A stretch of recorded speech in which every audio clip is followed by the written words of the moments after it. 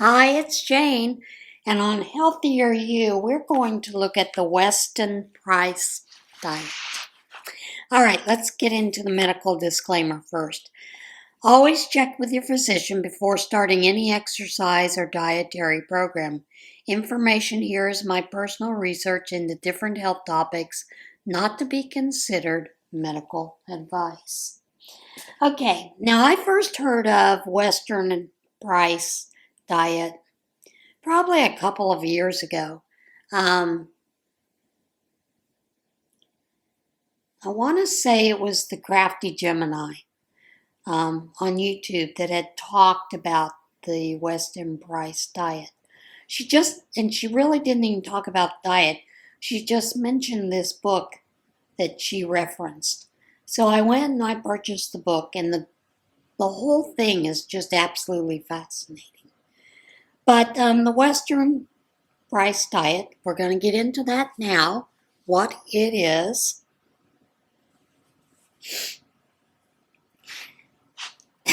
So this is just the spiel, okay?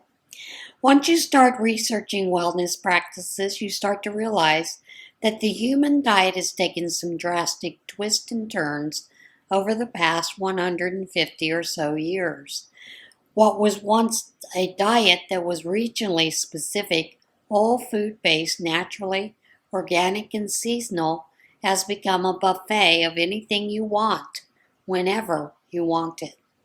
These dietary trends and practices have been linked to lifestyle diseases and less than optimal health than expected for humans.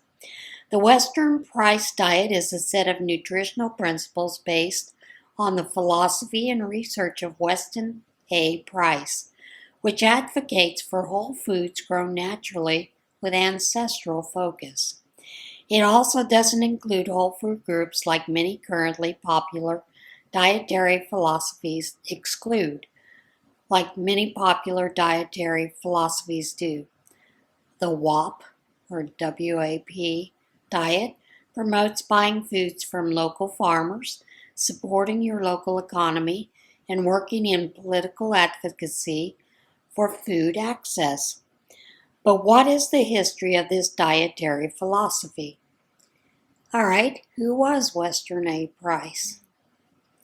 Weston A. Price was a dentist in Cleveland, Ohio during the early 1900s when the American diet was drastically changing.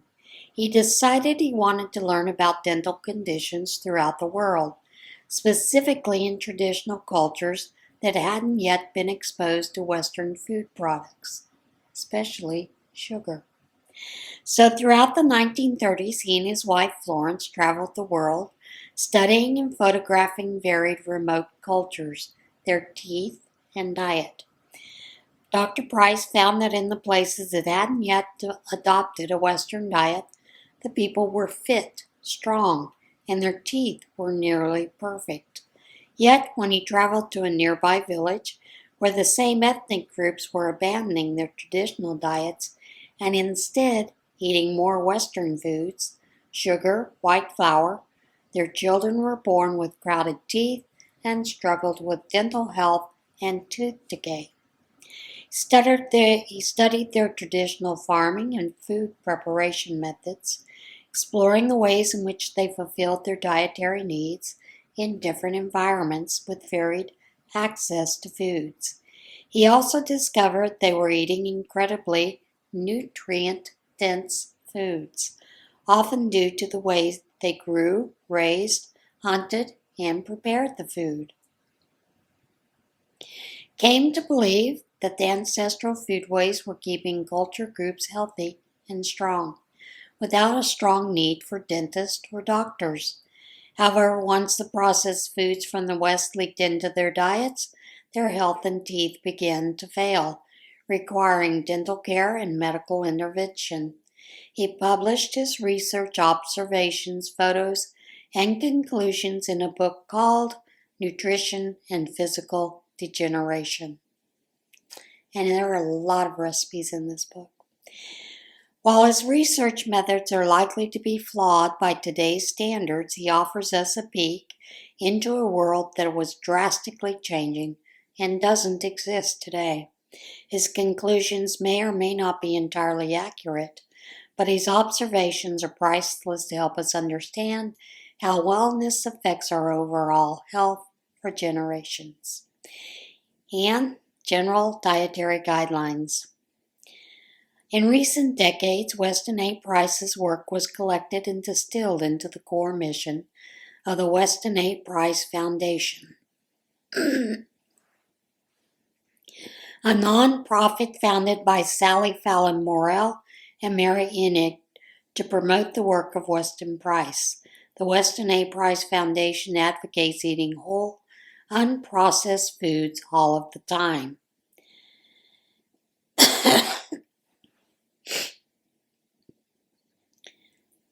And I'm going to give you an explanation of Sally Fallon Morrell. One of her wellness trainings, more of her motivations and whatnot for creating the foundation and promoting his work is this.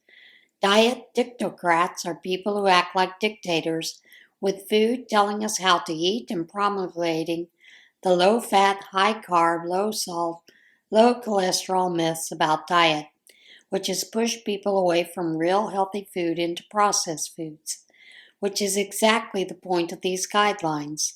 They aren't highly influenced by commodity agriculture and the food processing industry, and they're designed to get people to buy more processed foods and to turn their backs on the simple foods that don't make a lot of money for the food industry. You can explore more of their philosophies and recommendations in their book called Nourishing Traditions, the cookbook that challenges politically correct nutrition and diet dictocrats. They advocate for removing our modern fear of fats and recommend that we eat them liberally, both natural plant, and animal fats. They don't agree with the removal of grains from the diet, as they believe it can lead to nutritional deficiencies. Overall, they recommend that individuals look to their ancestral heritage and choose diets that fit within what their ancestors would have eaten. That might mean eating more or fewer grains, lots of dairy or none, all dependent on what your ancestors would have eaten. It also advocates for overall wellness practices such as getting plenty of sleep, spending lots of time in nature, taking whole food-based supplements, and leading a nourishing lifestyle. The difference between a WAP diet and a paleo diet.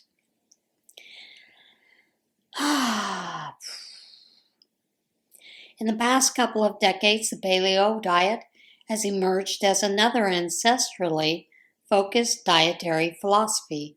It advocates for avoiding all grains, reduction of carbs overall, and avoidance of dairy products. It also recommends keeping fatty foods lower than what the WAP diet recommends. Many wellness seekers have confused the Weston A. Price diet and the paleo diet, but there are distinct differences between the two. Price found many cultures that were thriving on properly grown and prepared grains, so sprouted and fermented grains are a cornerstone of this diet. The paleo diet, on the other hand, believes that since humans have only been eating grains and dairy for a few thousand years, we aren't yet adapted to them physiological. Paleo diet advocates avoiding both food groups. That said, both diets share philosophical features. They both recommend whole unprocessed foods, grown organically, and meat that is wild or grass-fed. They both also look to ancestral wellness practices for wisdom and guidance. They both also include a hefty amount of veggies and plant foods. So what is the basic Weston A. Price diet plan? Basically, drinking raw milk and eating raw dairy products are in their natural, unaltered state from farms that care for their animals. They feed them biologically appropriate grass and don't use hormones or antibiotics, sprouting and fermenting grains to make them more nutritionally accessible and less harmful to the gut, creating lacto-fermented vegetables and other foods that are great for probiotics and gut flora, such as traditional sauerkraut, made the traditional way. Eating natural fats from animals and plants, butter, lard, coconut oil, olive oil, while avoiding factory-produced non-traditional fats and vegetable oils, canola oil, corn oil, etc. Avoiding low-fat foods and processed foods made for the low-fat trend, and instead embracing all foods in their full fat forms. Taking cod liver oil for its concentrated and bioavailable vitamin D and vitamin A, as well as other fat-soluble vitamins and nutrients, including other food-based supplements such as butter oil. Eating wild fish and shellfish, avoiding the farmed varieties. Enjoying meats, including their fats, organ meats, and other edible parts. They each contain nutrients that are believed to be essential for health. Drinking and cooking with filtered water. Using unrefined salt and organic spices. Avoiding foods that come from boxes or are produced in the factory. Making bone broth from grass-fed animal bones and whole foods. Avoiding sugars and using natural sweeteners in small amounts, including honey, dates, maple syrup, coconut sugar. Keeping alcohol intake very low and only drinking unpasteurized, naturally fermented wines and beers. Generally, the diet has a strong focus on foods in their whole and natural state.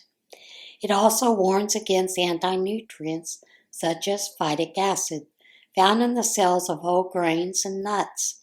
To unlock the nutrition bound up in these cells, they recommend fermenting, sprouting, and cooking them.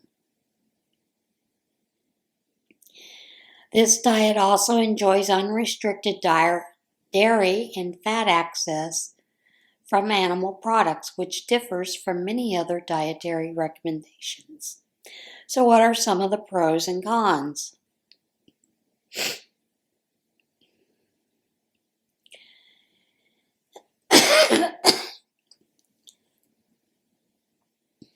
So here we go. It is just one of many dietary philosophies grounded in emphasis on eating whole foods. The diet works well for many people. That said, it is more European heritage focused, so it might not be appropriate for those with other ethnic backgrounds, such as many individuals with Asian genetic background tend to struggle with digesting milk products, so this part of the diet may not work for them. However, his work has demonstrated that eating similarly to our ancestors is the key to health. Biggest issue with the diet is that it contradicts much of the research done on vegetarian and vegan diets, including modern philosophies that animal foods contribute to heart disease. People who thrive on these diets might not enjoy eating all the meat and dairy, animal fats that are emphasized in this diet. Weight loss may or may not occur, depending on your body and weight loss goals. Eating your unique biology. Oh, we're not going to worry about that. Because, everybody has their own unique biochemistry, so it's important to learn what works for you and what doesn't work. So it may be that you need to be flexible and adapt those kind of things as you go. So the biggest thing that a lot of folks find for the biggest takeaway is you might not really enjoy following this diet, or it might make you feel really good, Whatever works for your body is the best choice for you. There are some excellent tips in the diet recommendations that everyone should follow for optimal health. Eat foods that are whole, unprocessed, pesticide, chemical free. Choose foods that are grown locally when possible. Learn about your ancestral food heritage and work the practices into your diet if you feel called to do so. Reduce dependence on factory farming and support small-scale and diversified growers. Eat foods in their proper season. Think about the vital array and quality of nutrients in food, not just macro food groups like dairy, grains. You get it. Practice an overall wellness mindset in addition to eating quality foods. All other dietary specifics are up to you and your unique needs. Weston A. Price was an inspiring researcher, bringing us stories of ancestral eating, ways that might have otherwise been completely lost. We can be inspired by these stories and use them as guidance when constructing our healthiest wellness plan. Above all, enjoy the process and prioritize eating foods you love. It's that simple. All right, that's it for the Healthier You today. I hope you enjoyed it. Hope you got a little bit of information from it. And I'll see you again soon. Bye.